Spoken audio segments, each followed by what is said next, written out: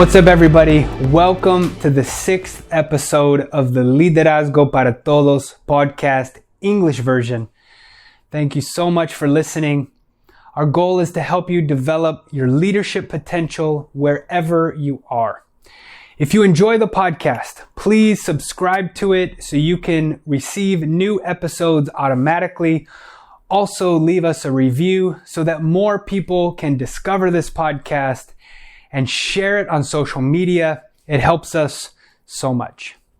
Before we get started, I want to let you know that we are going to take a little break from the podcast in order to get the course ready, which will be out the end of the month. We will pick back up with new episodes in a few weeks. In this 6th episode, I want to continue talking about how to overcome our insecurities. One of the best ways leaders can grow is by building their character, and one of the best ways to build their character is by overcoming their insecurities. Last episode, we identified the most common behaviors of an insecure leader, and this episode, I want to do a deep dive on insecurities. I want to talk about what causes our insecurities, the different types of insecurities, and the best techniques to overcome our insecurities. If you remember from last episode, we defined insecurity as a feeling of inadequacy or uncertainty. It's a tendency to lack confidence or certainty in yourself. This lack of confidence can apply to any area of your life. With that said, let me ask you a question. What makes you feel insecure? Are you worried of other people's opinions of you? Are you afraid you are going to fail? Are you afraid you are going to be abandoned? Are you afraid you are going to be found out? Everyone feels insecure from time to time, but some of us are being controlled by our insecurities. They are harming our relationships, our self-confidence, and our ability to grow as leaders. There are actually levels of how bad insecurity may be controlling you. At the first level, you doubt yourself, you're afraid of failure, and you feel like you can't measure up to other people. At the second level, you have trouble maintaining healthy relationships, you have difficulty expressing your feelings, and you regularly demonstrate unhealthy behaviors. At the third level, you might struggle with mental health conditions such as narcissism, depression, anxiety, or addictive personalities. You may even have eating disorders or body image issues. Thankfully, our insecurities can be understood and they can be overcome. They don't have to have control over us, and we can learn to manage them. Most of our insecurities come from fear, and if we have the courage to face those fears, we will be less and less insecure. The Apostle John wrote, "Perfect love casts out all fears." What he means is that when we understand that we are loved and we are valued, then we have nothing to be afraid of. Even if we fail, even if we are weak, and even if we don't always meet expectations, we can know that we are loved by our family, our friends, ourselves, and our Creator. All of us are valuable and precious in this life. I want to spend the rest of this episode sharing with you everything you need to know about your insecurities. I hope this helps you to identify, confront, and overcome any insecurity you are struggling with. So, let's get started. The first thing I want to talk about is what causes our insecurities. There are at least 4 major causes of our insecurities. As leaders, This is important because our insecurities are always going to hold us back from leading others well. If we want to overcome them, it all starts with where they come from. So let's look at each of them. First, insecurities come from events, traumatic or painful events in our lives. As a child, if you had to watch your parents go through a divorce, if you were ever abused or you saw somebody else being abused, if you lost someone close to you, if you experienced an injustice or saw someone else experience an injustice, if you were ever abandoned or neglected, these types of life events can cause long-term struggles with insecurity.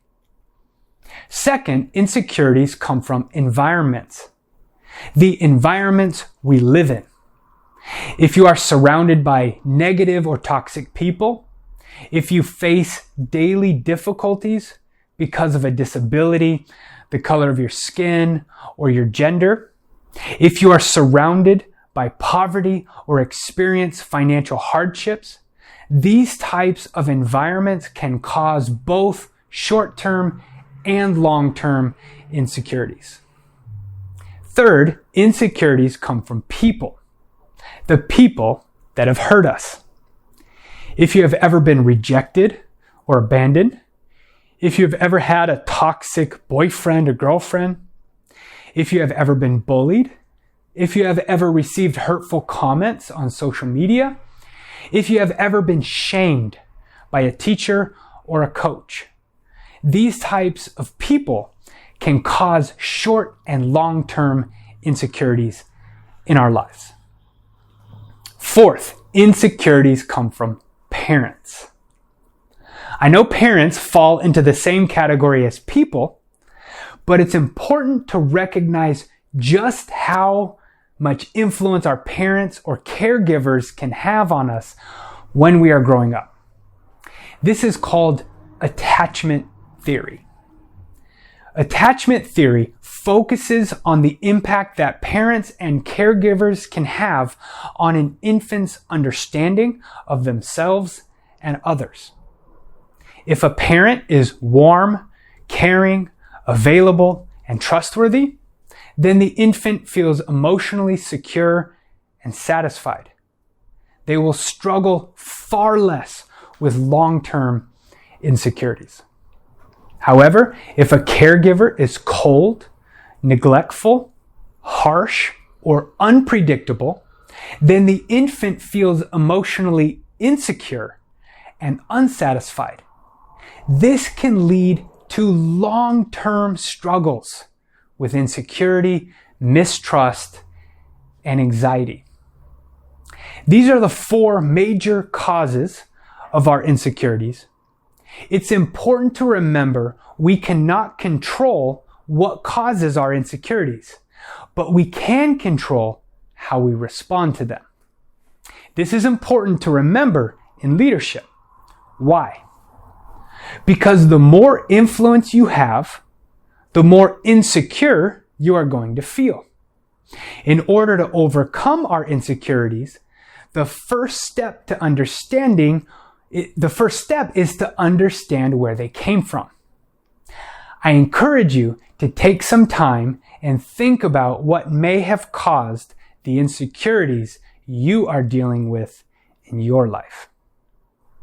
The second thing I want to talk about are different types of insecurities. There are at least 3 different types of insecurities. As leaders, these are important to learn because you need to be able to identify which insecurities you are struggling with the most. We cannot lead ourselves well until we can quickly and accurately recognize when we are feeling insecure. So let's look at the 3 types. The first type of insecurity is personal. Personal insecurities are related to how we view ourselves. If we struggle with our self-confidence, our self-image, or our self-worth, then we are struggling with personal insecurities. For example, we might really dislike our body image. Either we are too fat or too skinny, we are too tall or too short, we are too light or too dark, we are not pretty enough, or we are not handsome enough. These dislikes make us feel insecure about ourselves and the way that we look. Another example might be our lack of abilities. We wish we could communicate better. We wish we were more charismatic or charming. We wish we could play sports better. We wish we could sing better. We wish we were smarter or funnier. These abilities we lack make us feel insecure about our competency. As leaders, how do we overcome personal insecurities? The answer? Accept them. Accept who you are, shortcomings and all. Celebrate who you are. You are unique and you are special. You have a purpose and you have something to offer that only you can do. The second type of insecurity is relational. Relational insecurities have to do with our relationships with other people. If we struggle to maintain healthy relationships, if we feel we are not worthy of love, or if we push away people that care about us, we are struggling with relational insecurities. For example, we might really struggle to share our emotions with others. Since healthy relationships are built upon communication, we cannot earn someone's trust because we cannot open up to them. These struggles make us insecure about our relationships. Another example might be believing we don't deserve to be loved unconditionally. This may have come from parents or caregivers who did not show unconditional love to us. When someone who cares about us shows us unconditional love, we push them away, thinking we don't deserve them because of our insecurities. As leaders, how do we overcome relational insecurities? The answer? Believe we are worthy of love. Even if we didn't receive it as a child, even if we didn't receive it in other relationships, we are all worthy of unconditional love. Remember, leadership is built upon healthy relationships. If you are going to be an effective leader, you have to learn how to have healthy relationships with others. So show other people love and concern and accept it when it is shown to you. The third type of insecurity is social. Social insecurities have to do with the fear of being in a social situation and not measuring up. If we want to avoid social situations, or we feel self-conscious in social situations, then we are struggling with social insecurities. It's important to note here that I'm not talking about being introverted. I know that introverts prefer not to be in large social situations for very long. Social insecurity is different from introversion. Social insecurity causes extreme levels of fear and anxiety, but can be managed. Introversion is a personality type and doesn't really change. If we have social insecurities, we may have been bullied or picked on at school. We may have been treated unfairly or embarrassed in front of groups of people. These traumatizing experiences make us feel insecure anytime we have to be in social situations. So, as leaders, how do we overcome social insecurities? The answer? Don't do it alone. Insecurities grow in isolation. We are not made to be alone. We are meant to grow and thrive in communities. If you struggle with social anxiety, remember that isolation only makes it worse. The third thing I want to talk about are the best ways to overcome our insecurities. There are at least 3 ways to effectively overcome your insecurities. These techniques will help you to build your character, increase your emotional intelligence, and help you to develop your leadership potential. The biggest difference between average leaders and great leaders is the ability to understand and overcome insecurities. The first way to overcome our insecurities is through cognitive techniques. Cognitive techniques are just a fancy way of saying good habits for your brain and emotions. One of these techniques is journaling. Taking some time to sit down and write out your thoughts and feelings is exactly what your brain needs. This will help your brain to process through traumas and hurts and help you to have the right perspective. Another cognitive technique is self-verbalization. You can do this by yourself. Instead of just thinking about your traumatic events and getting lost in your thoughts, say them out loud and say how you are feeling. This will give you better control over your thoughts, and it allows your brain to process the things it is hearing. The second way to overcome our insecurities is through social coping. Social coping is just a fancy way of saying talk with someone about your struggles. After someone experiences a traumatic event, 90% of the time they talk to somebody about it. And 60% of the time they do it the same day. However, only sharing the event with another person is not enough to overcome our insecurities. Social coping, which leads to emotional recovery, happens when we reframe the story. Talking with another person can help us to see the situation from a different perspective. For example, let's say you get into a big argument with a coworker and they say some really hurtful things about you.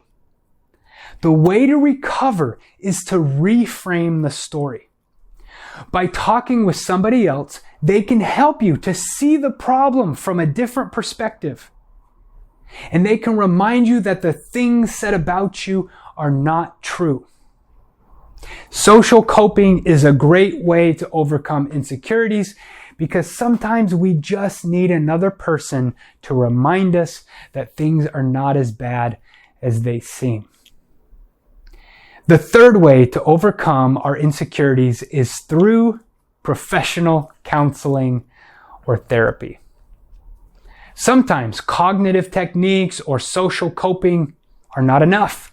Sometimes we need a professional who is trained at helping us overcome our insecurities. Studies have shown 75% of those who receive therapy improve their mental and emotional health. There are numerous benefits to receiving therapy. The ability to regulate emotions, reducing symptoms of mental illness, managing personality disorders, improving your mood, learning healthy ways to cope with stress, processing traumatic events, and changing unhealthy behaviors. So much of leadership today has to do with social awareness and emotional intelligence. It's not enough to have talent, skill, or charisma. You have to have character and emotional health. Overcoming insecurities and building character is foundational for leadership. Before we can talk about vision, values, habits, goals, we have to talk about our character. Nothing will derail your leadership faster than a lack of character.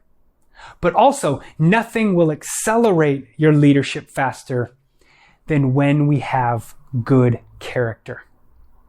Let's finish this episode with some application. Here's a quote from Abraham Maslow. He says, "Less than 1% of the population will ever reach self-actualization." What is self-actualization? Self-actualization is the realization of one's purpose and potential. Isn't that crazy? He says only 1% of people ever realize their purpose and potential. Why is that? Maslow says, because most of us are not willing to confront and overcome our insecurities. It's our insecurities that hold us back from doing more, helping more people, reaching more goals, and becoming the person we were meant to be. So here's a challenge I want you to try this week. Be the 1%. Be the 1% of people that do the hard work of overcoming insecurities. Be the 1% of people that realize their purpose and potential. Focus on one technique you can start doing today that will help you.